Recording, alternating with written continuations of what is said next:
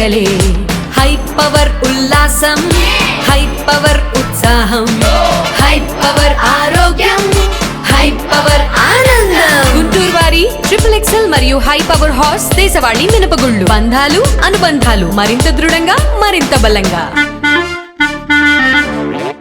ఏపీని డ్రగ్స్ రహిత రాష్ట్రంగా తీర్చిదిద్దుతామని ఈగల్ డైరెక్టర్ రవికృష్ణ తెలిపారు. ఆ దిశగా రాష్ట్ర ప్రభుత్వం ఈగల్ వ్యవస్థను ప్రత్యేకంగా ఏర్పాటు చేసిందన్నారు. ప్రతి స్కూల్ కాలేజీలలో ఈగల్ క్లబ్ ఏర్పాటు చేస్తామన్నారు. గోరంట్లలోని Chalapathi institute of engineering and టెక్నాలజీలో డ్రగ్స్, గంజాయి, మాదక ద్రవ్యాలపై విద్యార్థులకు అవగాహన కార్యక్రమం జరిగింది. ఈ కార్యక్రమంలో ఆయన ముఖ్య అతిథిగా పాల్గొన్నారు.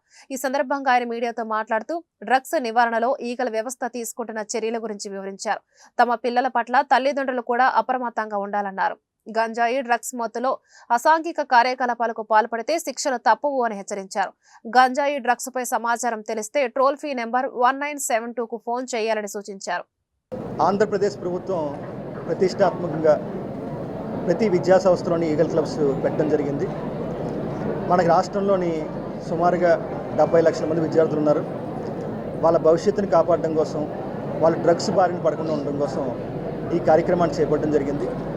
ప్రతి ఈగల్ క్లబ్లోని సుమారుగా 8 మంది విద్యార్థులు, అదేవిధంగా 2 టీచర్లు ఉండబోతున్నారు. ఈగల్తో అనుసంధానం చేసుకోవడం, అదేవిధంగా వర్క్షాప్స్, డిబేట్స్ కార్యక్రమాల ద్వారా ఈ డ్రగ్స్ వల్ల వచ్చే నష్టాలు, NDPS కేసులో ఇరుక్కుంటే ఇంకా విద్యార్థుల జీవితాలు ఎలా నాశనం అవుతాయి, NDPS చట్టంలోని 10 నుంచి 20 సంవత్సరాల జైలు శిక్షలు, అదేవిధంగా భవిష్యత్తులోని ఉద్యోగాలు రావడం, ఇటువంటి విషయాల్లో కూడా ఎన్నో ఇబ్బందులు ఉన్నాయని చెప్పడం ఈ కార్యక్రమం ప్రధానమైన ఉద్దేశం. ఈ కార్యక్రమంలోని ప్రత్యేకంగా సహకరించిన మన ప్రెసిడెంట్ చలపతి ఎడ్యుకేషనల్ సొసైటీ వారికి, వాళ్ళ సిబ్బందికి, విద్యార్థులకి అందరికీ కూడా ఈగల్ తరఫున ప్రత్యేకమైన అభినందనలు. అదేవిధంగా డ్రగ్స్, గంజాయి మీ ప్రాంతంలో ఎక్కడున్నా సరే 1972కి ఫోన్ చేయాల్సిందిగా ఈ డ్రగ్స్ వద్దు బ్రో అనే కార్యక్రమం ద్వారా అందరికీ మేము విజ్ఞప్తి చేస్తున్నాం. ఈ OTTలో కూడా ఈ మధ్యన డ్రగ్స్ని ఒక ఫ్యాషన్గా చూపించి కొన్ని మూవీస్ వస్తున్నాయి. అటువంటి వాటి బట్టి కూడా యువత జాగ్రత్తగా ఉండాలి.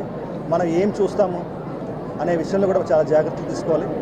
అదేవిధంగా ఈ విషయంలో కూడా మేము కొన్ని నిబంధనలు కూడా గమనించబోతున్నాం. భవిష్యత్తులోని వీటి మీద కూడా పూర్తిగా చర్యలు తీసుకుని ఎటువంటి విధానాలు తీసుకురావాలనే విషయంలో కూడా మేము చర్చలు చేస్తున్నాం.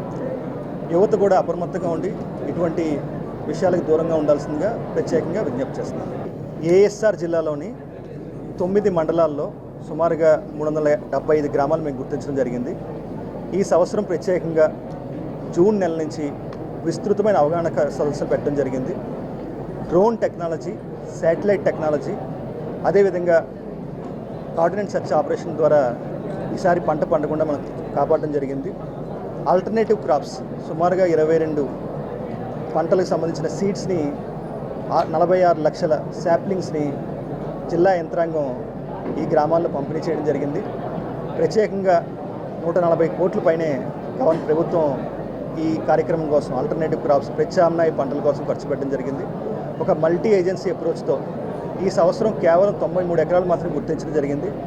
ఈగల్ బృందాలు, డిస్ట్రిక్ట్ పోలీసు, అదేవిధంగా కేంద్ర సంస్థలు కూడా మేము కలిసి ఈ పంటను కూడా మేము అక్కడ ధ్వంసం చేయడం జరిగింది.